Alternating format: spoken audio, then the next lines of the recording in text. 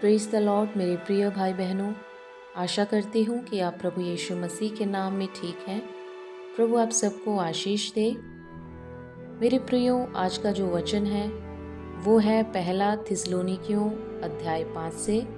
इस अध्याय में हम प्रभु यीशु मसीह के आगमन के विषय में पढ़ेंगे और अपने अपने अगुओं का सम्मान करो, इस विषय में भी आगे पढ़ेंगे।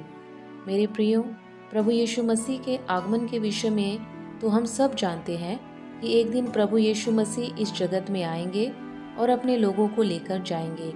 लेकिन मेरे प्रियो, यहाँ पर एक बात है कि अपने लोगों को जो कहा गया है वो कौन से लोग हैं? क्या वो जो हमेशा चर्च जाते हैं?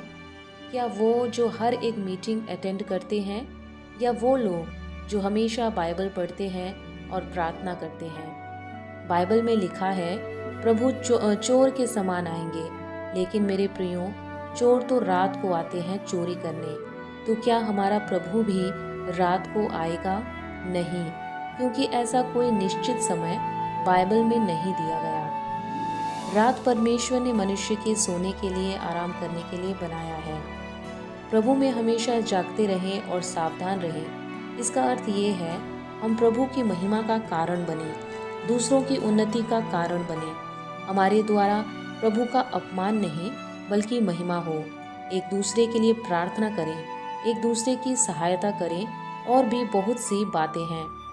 मेरे प्रियो, यदि हम रात को सो भी रहे होंगे और प्रभु आ जाएं, तब भी मुझे विश्वास है एक सच्चे विश्वासी को प्रभु ज़रूर अपने साथ ले जाएंगे।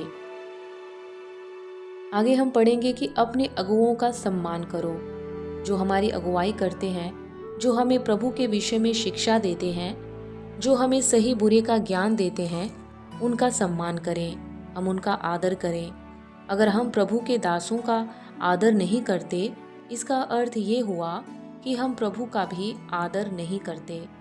प्रभु के दासों का आदर करने का मतलब हुआ प्रभु का आदर करना। कभी कभी ऐसा होता है, उनकी शिक्षा द्वारा, उनके प्रचार द्वारा हमें ठेस पहुंचती है और हम दुखी हो जाते हैं। लेकिन मेरे प्रियो, एक प्रभु का सच्चा दास कभी भी ये नहीं चाहेगा कि उसकी कलीसिया में से एक भी नाश हो।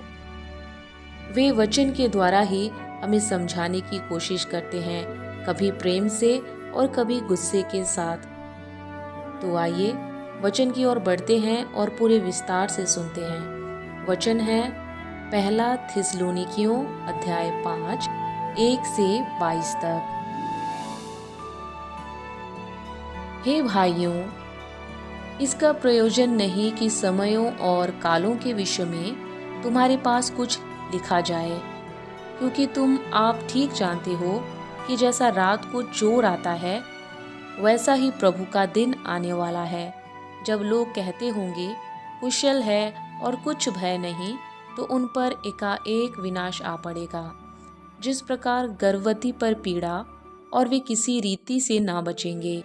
पर हे भाइयों, तुम तो अंधकार में नहीं हो कि वह दिन तुम पर चोर के समान आ पड़े, क्योंकि तुम सब ज्योति की संतान और दिन की संतान हो। हम ना रात के हैं ना अंधकार के हैं, इसलिए हम दूसरों के समान सोते ना रहें, पर जागते और सावधान रहें। क्योंकि जो सोते हैं वे रात ही को सोते हैं, और जो मतवाले होते हैं वे रात ही को मतवाले होते हैं। पर हम जो दिन के हैं, विश्वास और प्रेम की झिलम पहनकर और उद्धार की आशा का टोप पहनकर सावधान रहें।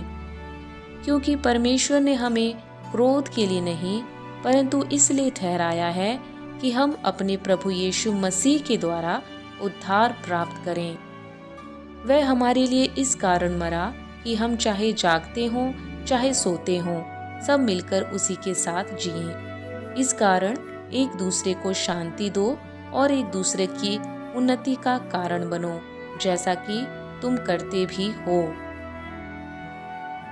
हे भाइयों, हम तुमसे विनती करते हैं कि जो तुम में परिश्रम करते हैं और प्रभु में तुम्हारे अगुए हैं और तुम्हें शिक्षा देते हैं, उनका सम्मान करो और उनके काम के कारण प्रेम के साथ उनको बहुत ही आदर के योग्य समझो।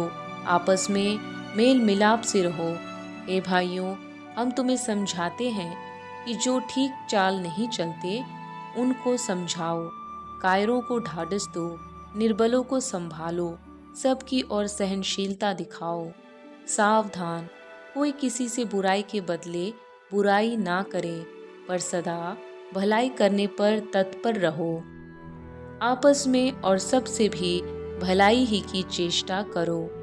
सदा आनंदित रहो, निरंतर प्रार्थना में लगे रहो, हर बात में धन्यवाद करो, क्योंकि तुम्हारे लिए मसीह यीशु में परमेश्वर की यही इच्छा है।